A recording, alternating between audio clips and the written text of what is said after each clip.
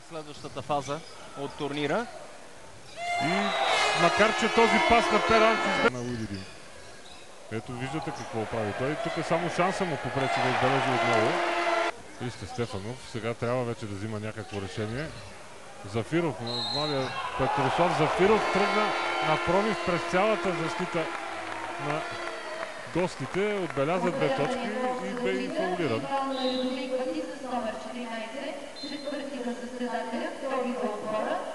Ето го и повторението.